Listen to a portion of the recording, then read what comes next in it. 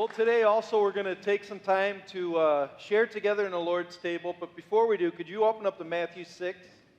We're continuing on the Sermon on the Mount. And today's message is a message I want to give. I want to open up with a scenario. I want you to think through this. Because our topic's really important. It's a topic that we should talk about more than we do. But it's hard to, because I think there is a spiritual blinder that goes over us when we talk about this, and you'll understand in a second. And so to try to defeat that, I want to give you a scenario. I'm going to give you 3 situations, and I want you in your mind to figure out what is similar about these situations. One is going to be Kobe Bryant, one is going to be Ken Vanderwest, and one is going to be a kid on your couch at home. So Kobe Bryant. If you're an NBA fan, Kobe Bryant is known as one of the greatest NBA basketball players ever to play. They will say he's one of the top 10. The thing about Kobe Bryant, people said, is he was a gym rat. Before practice, he'd spend 2 hours just shooting by himself. And after practice, he would go back to the gym and spend 2 more hours just shooting all by himself. And they said he loved being in the gym. In fact, he would hire 2 guys just to rebound the basketball, throw the ball back to him. They paid him, I think, up to $20,000 to $30,000 just to rebound the basketball so he could just shoot. And they said he just loved the gym. Ken Vanderwest. Okay, so our office is downtown Kent City. If you walk into our office, on the right is the desk where Jesse, the receptionist, sits. On the end of Jesse's desk is a bowl.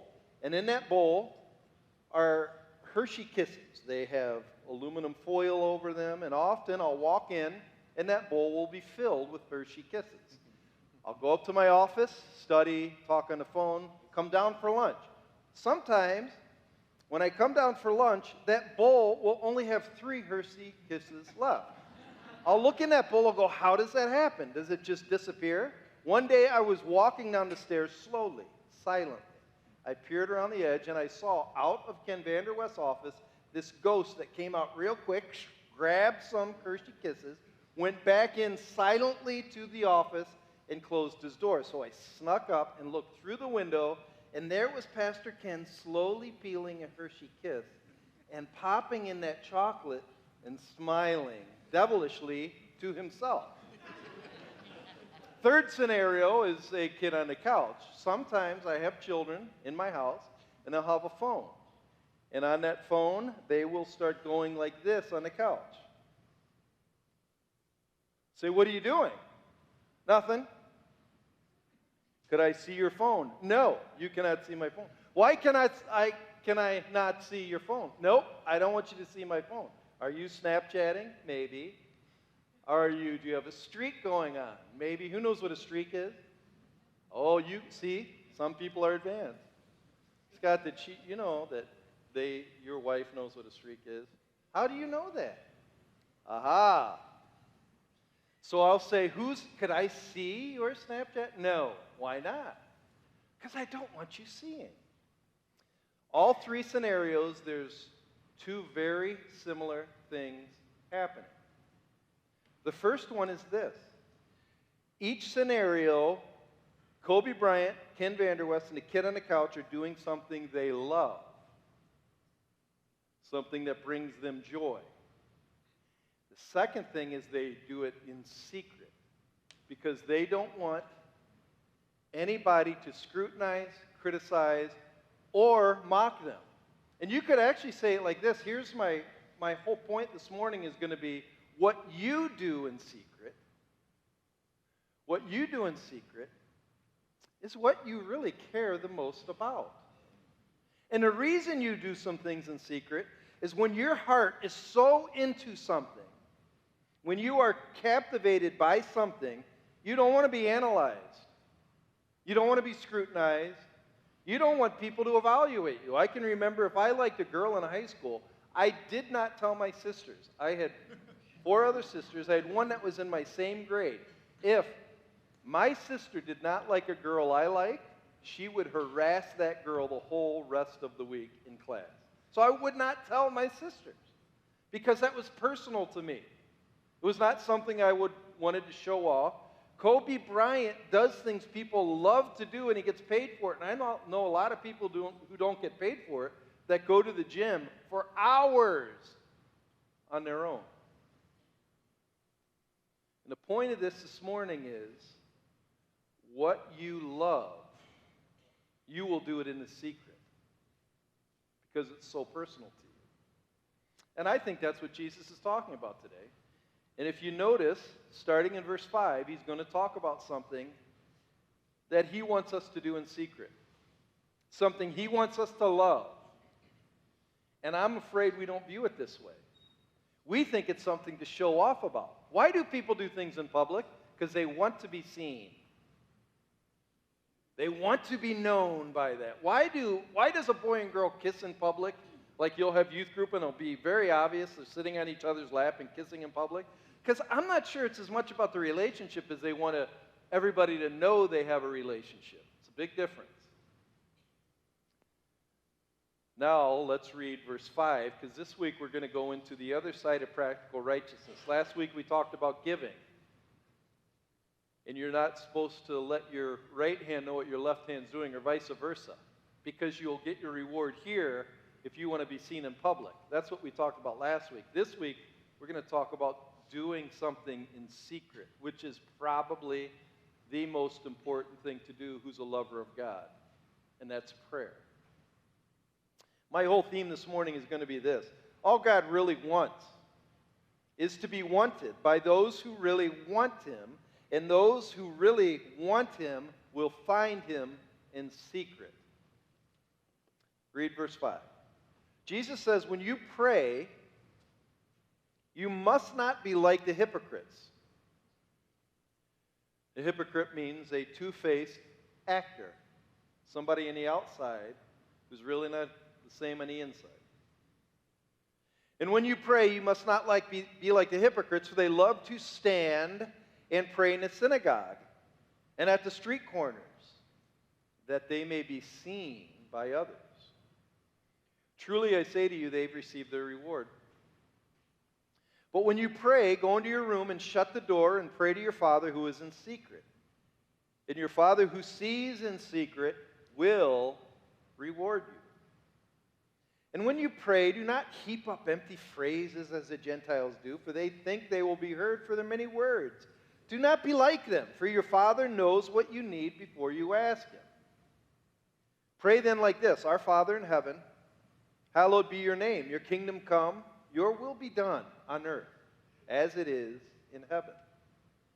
Give us this day our daily bread, and forgive us our debts, as we also have forgiven our debtors. And lead us not into temptation, but deliver us from evil. For if you forgive others their trespasses, your heavenly Father will also forgive you. But if you do not forgive others their trespasses, neither will your Father forgive your trespasses. And when you fast, do not look gloomy like the hypocrites, for they disfigure their faces, that their fasting may be seen by others.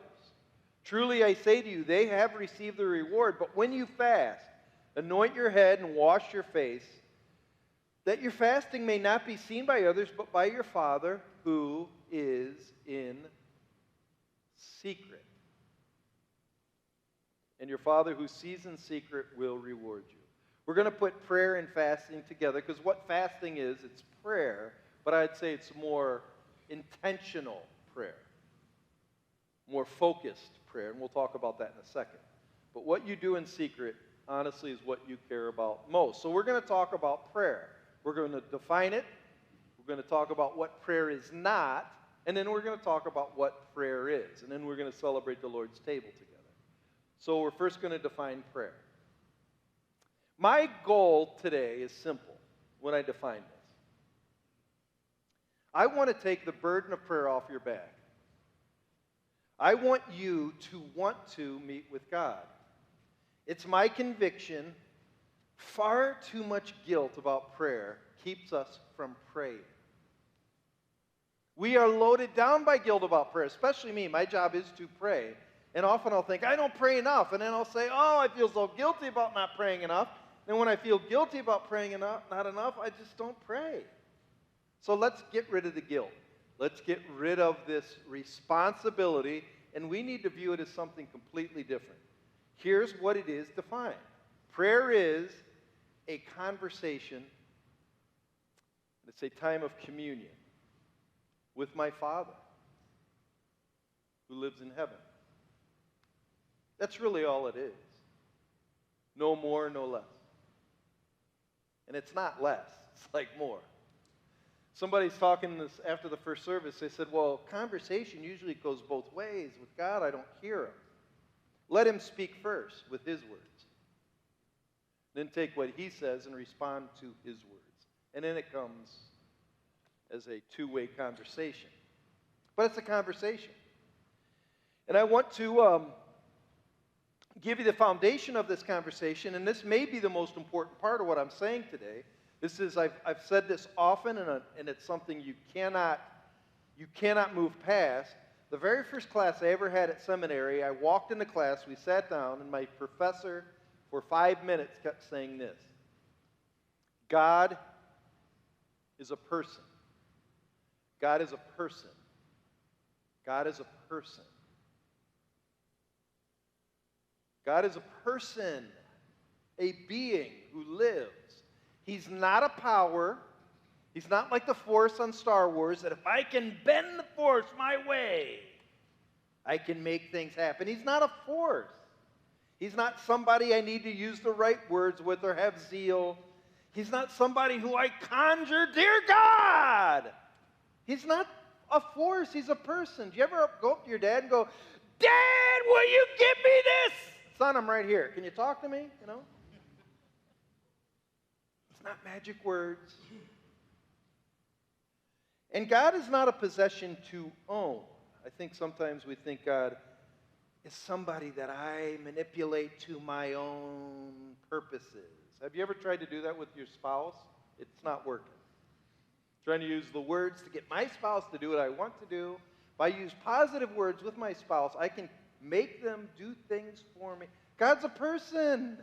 So he has his own will, his own desires, his own wants. So sometimes he will say no. Like so when you say, and I pray, and he says no, why? Because he's not a machine. He's a person. That's the point. And that's my whole objective, is to get you to pray to a person who does live, and he lives in heaven right now. And I think he sees us right now. I'm positive of it. Like I often imagine if I could just rip this guy in half. I want him to smile. I want him to be pleased with what I'm saying. And imagine he can read your mind. So how you even react to his word being preached isn't about me and you, it's about you and him.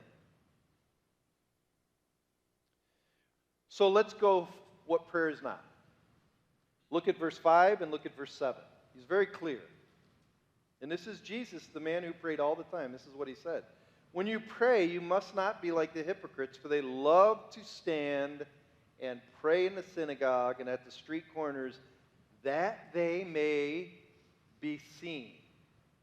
So when you'd go to the synagogue's like the church, but they would have a place where the rabbi teaches and people would gather around. Most of the time they would stand. But sometimes people would come in with, the Pharisees would come with their beautiful robes, and they would pray elegant prayers, and they usually pray where everybody would see them. And everybody gets impressed by that. And Jesus says, don't do that. And then when they would go to the synagogue, they'd make sure people would see him. So they'd stop in the middle of the street and they would pray. Wow, they're holy. That guy must be holy. Remember when my wife and I went to Russia, we'd meet these Orthodox priests. And Orthodox priests in Russia, they'd never wash their hair. Their hair grows long. Their beards grow long. They wear these big beads and they're very pious. And they look down like that. Remember asking one, tell me about your relationship with God. What portions of the Bible excite you? And he didn't really have answers. All he said is, I just pray to these pictures, these icons, and they are very holy. And he talks in very holy language. Why are you doing that? Do you talk to your dad like that? Like your dad's in the room with you, but you talk to his picture. Very holy, Dad. How are you today? Very good today. You know, like, what is, my dad would say, what's wrong with you, son? Something's wrong with you. He's your dad. He's your father in heaven. And I'll say that over and over again. Look at verse 7. Jesus said, and when you pray, do not heap up empty phrases as the Gentiles do, for they think they'll be heard for their many words. So here's what prayer is not in 4 phrases. Number 1, prayer is not an opportunity to show others how devout I am. Look how devout I am. Look how great I am at prayer. I am a prayer warrior. What does that mean? What does that mean? It's not a competition.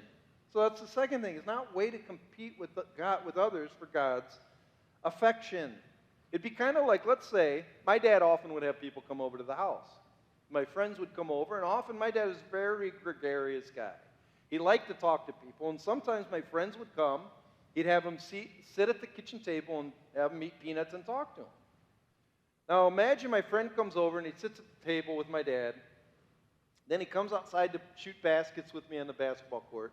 And my friend says, I got to tell you, I had a great talk with your dad. I said, yeah, my dad's a friendly guy. No. I had a talk with your dad. Your dad and I, we talked. Yeah, my dad likes. No, I mean when we talk, we really talk. He understood me. Have you ever met somebody who says, when I pray to God, I mean I pray to God? So I don't pray to God? He's my dad too.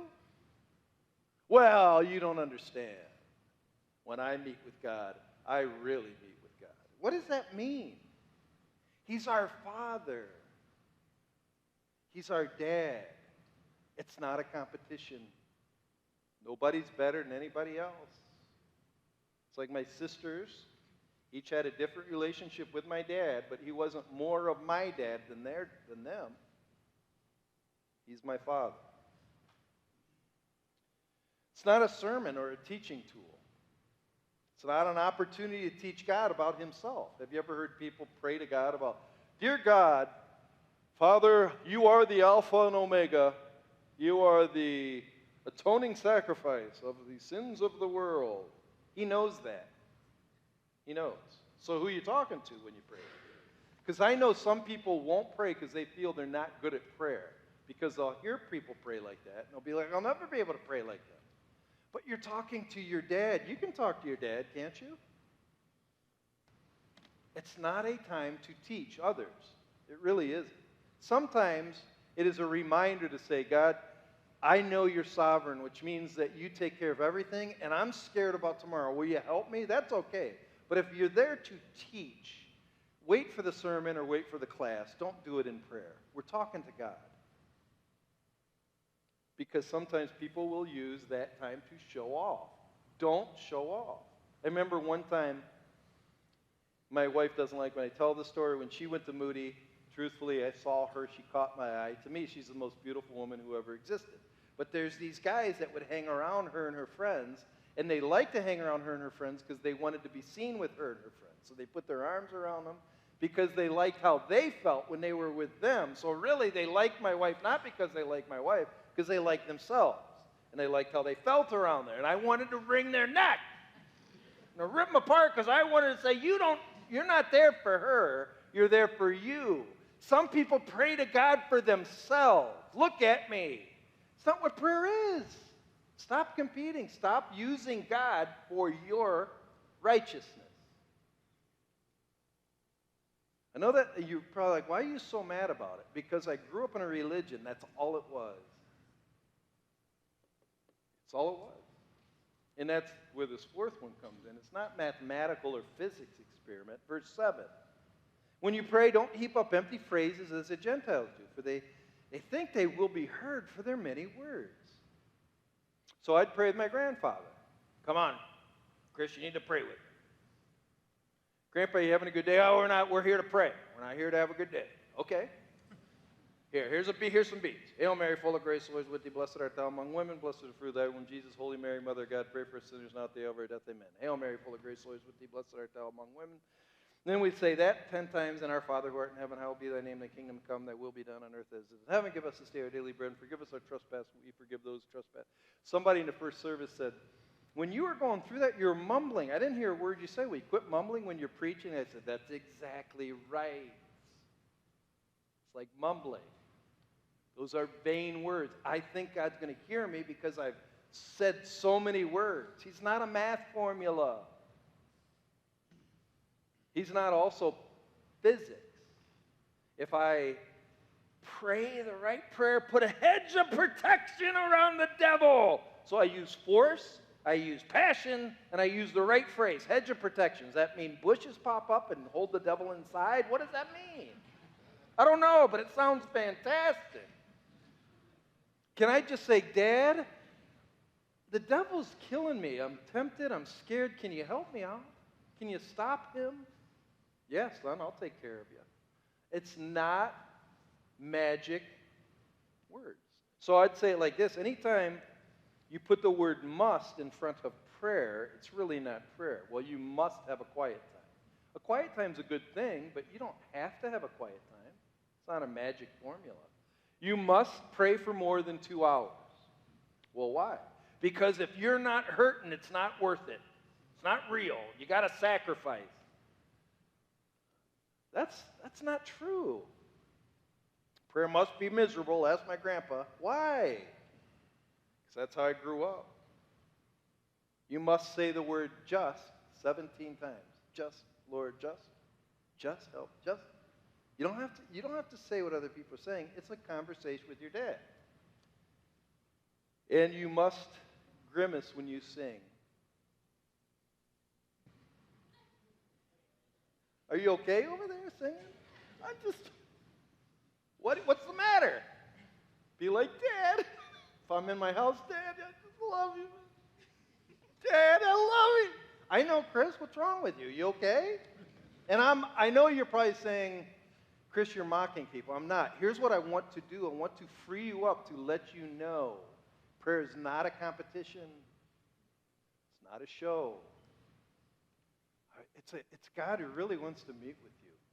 And you can meet any way you want. I know some people that will not pray because they really don't think they know how to pray. I just don't use the right words. I feel so inadequate. Why? He's your dad. And when you realize there's no formula to gain blessing, you'll be so free. Some people really believe if I complain in my prayers, I'm using negative words, and negative words will change reality, so I need to have all my words be positive words. If I use positive words, it will bend reality in a way that that's not true. He's a person. He's a person. There's so much of that. I'm going to call it, it's garbage. Christianity is all over the place. Name it, claim it. Name what? God does what he wants to do. Let him do it. If he wants to heal, he will. If he doesn't, can I trust him that he has a purpose for that? Or I didn't say it the right way. He's a person. He's not a magic formula. And I know you're like, quit harping on that. I got to. So what is prayer? Jesus is very clear. Look at verse 6 and 8. When you pray, go into your room and shut the door. They would say when he wrote this, houses were mostly wide open, but there was a couple rooms that had locks on them. So the whole point is, this is a personal thing. It's like Kobe Bryant 2 hours before practice, or it's like Ken in his room getting some chocolate. Yeah, just imagine that. Ken in his room getting some chocolate. And then you'll pray more. But when you pray, go into your room and shut the door and pray to your Father who's in heaven, and your Father who sees in secret will reward you. And one more, verse 8. Do not be like them, for your Father knows what you need. 3 times Jesus used what word? Father. That's how Jesus saw prayer. I'm talking to Dad. So you could say the definition for Jesus is, it's my opportunity to meet with the God of the universe in his house. I get to meet with the God of the universe who tossed the stars in the sky, and I get to meet with him in his house, and I can talk to him about anything, at any time. and he's always open for business. I was reading through this, and Dr. Martin Lloyd-Jones says, the outstanding characteristic of all the most saintly people the world has ever known has been that they have not only spent much time in private prayer, but have also delighted in it. And I would say, I think the reason they spent a lot of time in private prayer is because they delighted in it, because they really enjoyed it. There was pleasure in it. When I went to seminary, Moody, we did have this teacher. His name was Dr. Thrasher. You might have heard me talk about him. But this guy, he was a guy that I knew God. Have you ever met those people you know they really know God? It's not fake. You just know they know God. And halfway through the year, one student out of the blue said, Dr. Thrasher, I know we're on another subject, but can I ask you a question? He's a very kind man. He said, yeah, what do you want to know? And the student said, how do you pray? And it was a powerful question. It was shocking. I never heard that in class. He said, well, you really want to know? It's kind of boring. And the whole class was kind of moving forward because I want to know how this guy prays. So here's what he said. And it just shocked me. He said, well, here's what I do. I ask him to wake me up in the morning. I normally set my alarm just so I won't miss work, but I say, God, when do you want me to get up? Wake me up in the morning. He'll usually wake me up 2 hours before my alarm goes off. Then what I do is I just memorize one verse, and then I walk around a neighborhood and I talk that verse back as I talk to God about it. Some people think I mumble to myself all the time, but I might walk around the neighborhood about 2 hours, just that verse, and I'll pray it back to God. And he said something, too, that was fascinating. He goes, sometimes I am so distraught, all I can get out of my mouth is, I love you. And he said, and that's enough. That's enough. When I wish sometimes I was thinking about myself when I was first a Christian, I didn't know enough, so I did things that were weird. And I wish I'd go back to them. I would just take my dog Grizz, go out in the woods, throw sticks to him, and I'd pray 3 songs, the same 3 songs, and then I'd take a King James Bible, open up to the book of Psalms, and I'd read the Psalms in an English accent. And I loved it. The Lord is my shepherd, I shall not want. He leads me beside still waters, restores my soul. And it did something to me, because it was joyful to me, it was pleasant. But for some reason, when you get older, you think you're not allowed to have joy in what you do. Why not? I was talking to my sister. I wrote this book about my dad that I just put out. And my sister, 2 days ago, texted me. And she goes, how do you remember? How did you have all those events with Dad? I didn't get to do as much with Dad. And I said, Gina, that's because you were older and you were always busy. I was a young kid and I was never busy. And because I wasn't busy, I had time for Dad. And it hit me. I'm too busy, so I don't have time for Dad.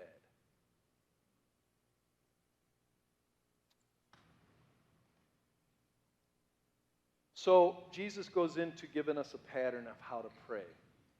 And we find it starting in verse 9. So he says, then pray like this. But I want you to notice something. Here's what we sometimes when we go into this prayer, we forget we just read verse 7. Look at verse 7. And when you pray, do not heap up empty phrases as the Gentiles do, for they think they will be heard for their many words. So when we, in verse 9, we start with many words. Our Father who art in heaven, hallowed be thy name, thy kingdom come, thy will be done. And I'm sure many of you know the Our Father, and often we think we are praying when we say the Our Father. I think it's a pattern. Jesus is using it as a template that deals with every issue we need to pray about. And it's a way to jump off of the springboard into a life of prayer. So here it is, Our Father. And I think it is good to memorize. I'm okay with that, but don't stop there. So the Our Father in heaven, hallowed be your name, it's the object we're praying to. God is our Father who right now lives in heaven, and our job is to make his name glorious, hallowed. Hallow means reverential, respectful, honored. So that's who we pray to. Then Jesus says, He wants us to be hopeful. His kingdom's coming. Don't be in despair when you pray. And it's good to linger on that for a while. Like, God, I'll tell you what, I hate these politics. It's killing me. Will you come back? I'm coming back, Chris. Oh, I can't wait. So I think hope is given right away to say this God who's in heaven is coming back. Everything's in control. Don't be anxious. So then he gives us some things to pray about. Our purpose on earth. What is our purpose on earth? Well, his kingdom is coming, but he wants you to start bringing it here now by doing his will, and when you do his will, your piece of earth is going to be a little bit like heaven. Heaven's going to be a beautiful place. Golden streets, all of that. Fruit ripe 12 months out of the year. But also heaven's going to be a place where people are full of grace and kind and full of joy. Can you do those three things now? That's the point. Bring heaven to your earth. So pray through that. And God will show you where you need to change and where your house needs to change. Pray, God, I want your will to be done. Then he gives us what we all need. First thing we need is grace, and that means daily provision. Grace is God's daily provisions. I know we don't deserve them, but God wants to give them. So give us today what we need, God. And then forgive us our debts. That's mercy.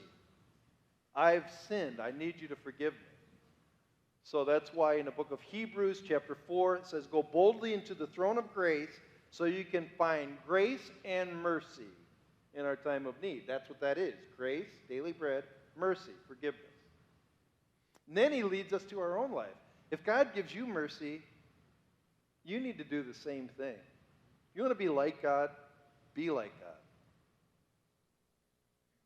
So we pray for our own hearts. And then he brings the reality. This isn't an easy world. I'm tempted, I sin, and Satan's alive. And I need God to help me, to protect me, to fight for me, because I'm weak on my own. So that's a pattern of prayer. And if you use that, sometimes I feel guilty. I use that pattern a lot. Jesus gave it to us. Use it. Utilize it. It's amazing. You want to see something fascinating? Read John 17. When Jesus has the high priestly prayer, he goes through this whole thing with his Father. It's fascinating. It's really amazing. Actually, he's talking mostly about glory, the hallowed part. So then I want to go on more focused prayer, which is called fasting. That's what verses 16 to 18 is about. When you fast, do not look gloomy like the hypocrites. So fasting, what is fasting? And should we do it? Fasting is abstaining from food or other regular habits for a season for the sake of spiritual focus. The objective of fasting is the recognition of need. God, I really, really need you now. I always do. But right now, in this situation, I need you. And God will prompt your heart when you need to fast. And it's not something you have to do. It's something that God motivates you to do. Fasting could be abstaining from food. It could be abstaining from watching entertainment for a while. I remember I was challenged one time, get rid of sports for 2 weeks and write down the things you do instead. The books you read about God, maybe the songs you sing, or the people you talk to. And it's for a season. You don't have to do it your whole life. But you do it for the purpose because you need him. There's a passage, it's in Mark 9, 27 to 29. The disciples went on a Mount Transfiguration. They saw amazing things. They came back down, and there was a boy with a demon, and they couldn't drive out the demon. They said that Jesus came down, drove out the demon, and they looked at Jesus and said, Jesus, how come we couldn't do it? And he goes, because there's some things in life that you cannot do without prayer and fasting. Jesus is saying there's a spiritual dimension to our reality that we just can't fight on our own. We can't. We just can't. And there's some situations that you can't handle. So we fast. 3 things about fasting. And by the way, this word in Mark 9 is only used 3 other times. It's also used in James 5:17 where it says, the prayers of an earnest man accomplished much, where Elijah asked for it not to rain, and it didn't for 3 years. Don't fast to fast. Fast to focus. Some people will say, hey, every Friday I'm going to eat fish. Why? Because that's what you're supposed to do. You're fasting to fast. Fast to focus. Fast to cry out to God. Fasting doesn't change things. God does. I think God uses fasting to actually make me more dependent. So when I don't eat food, I get hunger. I take that hunger pain. That hunger pain is to remind me that without God, I've got hunger in everything. I need Him. The point of fasting is to focus me on my need and my dependence on God. And then the third thing is when you fast, be natural. Look what he says in 17. When you fast, anoint your head and wash your face. That means put on some shampoo, look good. Don't walk around, oh. What's the matter with you, Chris? I'm fasting. I'm so holy. Look at me. He said, stop that. Keep it secret. Keep it safe. That's the point. Right, Aaron? Keep it secret. Keep it safe. So before we go into time with God, I just want to bring one illustration I think will wrap it up. Jesus says if you go to God, He's a good Father. So if you ask Him for bread, do you think He's going to give you a stone? A dad wouldn't do that. If you ask Him for fish, do you think He'll give you a snake? That's thinking about being a good Father that God is. And God says He's a Father better than we are fathers. I can remember one time, I have 4 kids. Ginger and Joseph needed school supplies. Jasmine was really young, and they needed to get folders, and they needed to get some erasers. You know those new pink erasers? I love the smell of a good new pink eraser. It smells, doesn't it smell so good? Love it. I had to give them coloring pencils. So I told Michelle, all right, I'll take them to Myers, get them some stuff. I'll bring Gio along with me. And Gio wasn't going to school. He was little at the time. And Michelle stayed home with Jasmine. So I can just remember going with Joe and Ginger.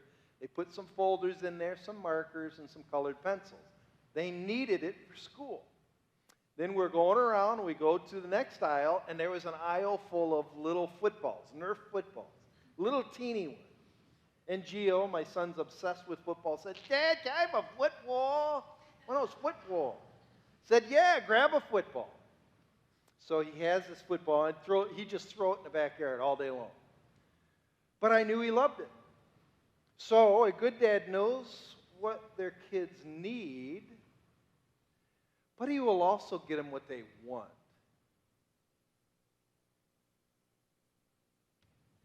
A good dad who lives in heaven knows what you need. He'll also get you what you want. So pray to Him. Talk to Him. He's amazing. I do want you to focus on one more thing, though, and this is when we're going to go to the Lord's table. If I can have the deacons come on up. I want you to look at verse 14 and 15. Because that's what this whole table's about. I'll read it and then I'll explain it. Darren, we need you too. No hiding. So verse 14, for if you forgive others their trespasses, your heavenly Father will also forgive you. Question, what did it cost God to forgive me? That's what this table's all about. We have bread and we have juice. Bread represents a broken body on the cross to forgive you of everything you owe. And the juice represents the blood that God shed so that you could have a new relationship. So the old relationship was one built on the law. If you sin, you die. God's angry. He's furious. He kind of upset him. So what he did is Jesus paid the penalty to bring you back to God, and now God said, all right, I got a new arrangement with you since it's all been paid. So when Jesus died on the cross, he paid past, present, and future sins. All right, my son paid all that.